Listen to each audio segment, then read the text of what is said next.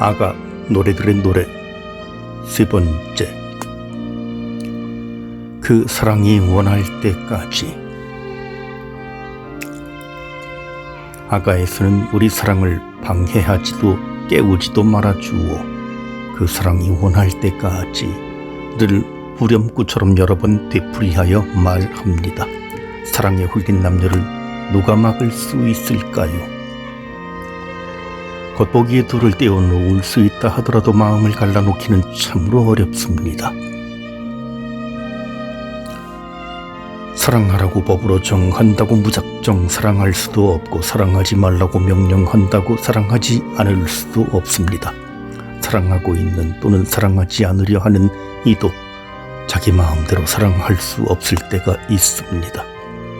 그래서 아가의 연인들은 우리가 원할 때까지 사랑하게 내버려 두라고 하지 않고 그 사랑이 원할 때까지 방해하지 말라고 합니다. 그래서일까요? 이제부터 아가 본문을 읽으려고 하는데 도무지 계획을 세울 수가 없습니다. 지금 아가를 읽기 시작하면 언제 끝날지도 전혀 모르겠습니다. 사랑에 빠진 사람이 어떻게 될지 그 알 수 없는 길을 오직 사랑의 급류에 휩쓸려 또 내려가듯 아가를 읽어야 할 것 같습니다. 넘치는 사랑의 감정을 쏟아놓은 책. 아가의 짜임새를 알아보기 어려운 것도 어쩌면 사랑 자체를 도식화할 수 없기 때문일 것입니다. 아가는 사랑에 대한 체계적 연구가 아니라 넘치는 사랑의 감정을 쏟아놓은 책입니다. 연애 편지에서 중요한 것은 추론 과정이 아닙니다. 같은 말을 끝없이 반복해도 사랑을 전달할 수 있습니다. 저는 쌍둥이라서 그것을 잘 압니다. 저희 둘은 응이라는 한 글자로 자주 메일을 주고받습니다. 이런 메일을 가지고 어떻게 본문의 구조를 논할 수 있을까요? 여러 사람이 정말 여러 가지로 아가의 구조를 설명했습니다. 사실 지금도 한 의견이 정설로 되어 있지 않습니다.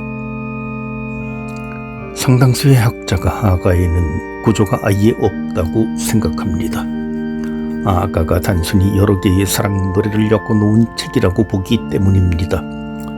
우리식으로 말하자면 대중가요 모음집이라고나 할까요? 그러나 아가의 노래들 안에서도 공통점이 눈에 띕니다. 앞서 말한 우리 사랑을 방해하지도 깨우지도 말아주오. 그 사랑이 원할 때까지라는 후렴구 외에도 몇 가지 후렴구가 1장부터 8장에서 몇 번씩 반복하여 사용됩니다. 사슴, 노루, 나리꽃 또는 연꽃, 목동, 솔로몬, 정원 등 여러 은유도 한 단락에서만 나타나는 것이 아니라 아가 전체에서 사용되고 있습니다. 그래서 이 책이 서로 무관한 여러 노래를 모아놓은 것이 아니라 하나의 문학 작품이라고 생각하게 됩니다.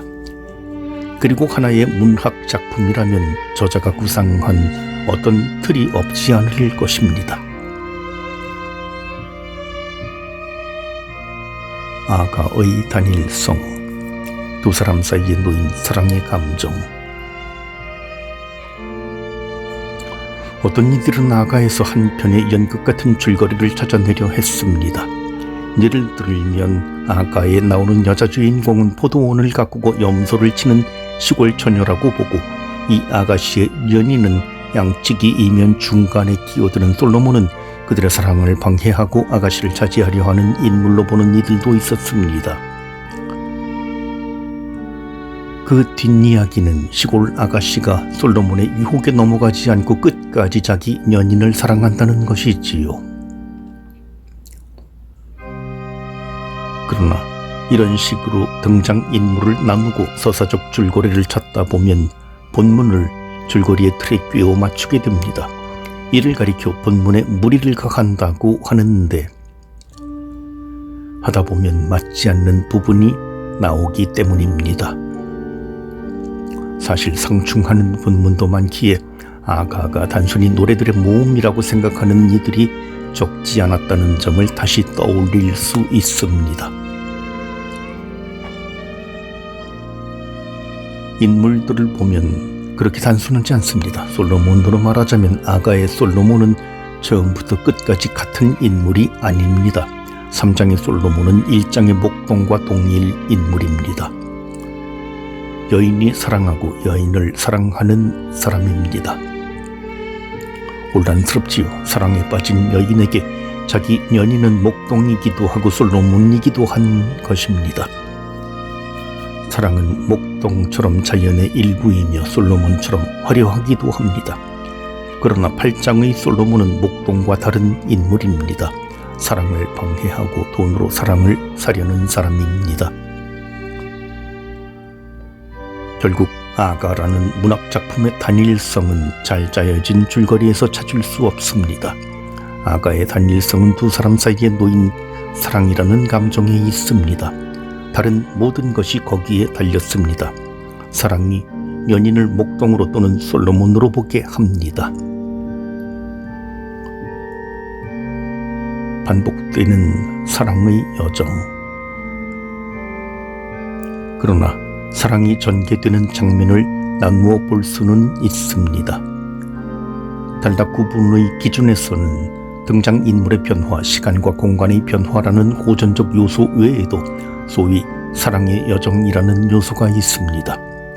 물론 사랑에는 법칙이나 도식이 없지만 사랑을 이야기하는 문학작품에는 대개 기본들이 있습니다.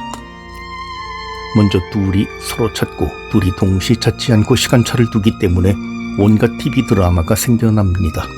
서로 만나고 마지막에 둘이 결합합니다. 아가에서는 5장 1절이 두 연인의 사랑 단계를 알아보는 데 큰 걸림돌이 됩니다. 전체 8장인 책에서 4장이 막 끝났는데 거기에 나오는 나의 누이, 나의 신부여, 나의 정원으로 내가 왔소. 내 모략과 발삼을 거두고 꿀이 든 내 꿀송이를 먹고 젖과 함께 포도주를 마신다오 라는 표현이 남녀가 이미 합의를 이루고 있음을 나타내기 때문입니다. 하지만 너무 난감해할 필요는 없습니다. 고맙게도 우리보다 먼저 여러 사람이 이 문제를 고민했으니까요. 그래서 제시한 의견이 5장 1절에서 아가 제1부가 끝난다는 것입니다. 그리고 사랑의 여정은 다시 처음부터 시작됩니다. 사랑의 때가 서로 일치할 때 비로소. 이제 더는 세부의 논의를 하지 않고 아가의 구조에 대한 결론만 소개해드리겠습니다. 1장 1절은 머리 그리며 1장 2절부터 2장 7절은 서문 역할을 한다고 봅니다. 여기서는 주로 등장 인물들이 소개됩니다. 2장 8절부터 17절에서는 여자가 남자가 여자를 찾아오기 시작합니다. 눈에 띄는 것은 그 이야기를 우리에게 전해주는 주인공이 여인이라는 점입니다. 내 연인의 소리 보세요. 그이가 오잖아요. 2장 8절. 이렇게 자신을 부르는 사랑의 목소리를 듣는 여인의 마음이 드러납니다. 그러나 여인은 그 순간 부름에 응답하여 즉시 따라 나서지는 않는 것 같습니다. 3장 1절에서 5절에 연인은 잃어버린 애인을 찾아 길거리로 나섭니다. 이렇게 둘이 서로를 찾아 나선 다음 여인은 가마를 타고 솔로몬에게 옵니다. 드디어 두 연인은 서로를 바라보며 서 있습니다. 4장 1절부터 7절에서 남자는 자기 애인을 바라보며 정녕 그대는 아름답구려 나의 애인이여 라고 경탄하며, 여기서 경탄은 기억해야 할 중요한 단어입니다. 사랑을 향유하려는 갈망을 표현합니다. 그런 다음에 4장 8절부터 5장 1절에서 그 사랑의 정점에 도달합니다. 앞서 인용한 5장 1절에서는 남녀의 결합이 완성됩니다. 5장 2절부터 5절에서 제2부가 시작됩니다. 1부와 같이 남자가 밖에서 연인을 부릅니다. 여자는 대답할 때를 놓쳤고 한 발 늦게 연인을 찾아 나섭니다. 남녀는 서로 만나고 여기서도 남자가 자기 애인의 아름다움을 바라보며 경탄합니다. 그 후 다시 사랑이 완성됩니다.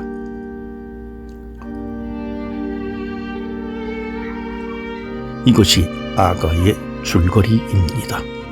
사랑이 시작된 한쪽에서 상대방에게 사랑을 호소하지만 상대는 아직 사랑할 때가 되지 않았기 때문에 부르는 소리를 놓칩니다. 뒤늦게 그 소리를 뒤따라가며 애타게 찾고 이렇게 서로의 갈망이 커진 다음에 서로를 마주보는 마치 거울 앞에 서 있는 것 같은 단계가 옵니다. 서로의 아름다움을 경탄하고 그 경탄이 뭔가에 홀린 사람처럼 자신을 상대방에게 온전히 내줄 수 있게 합니다.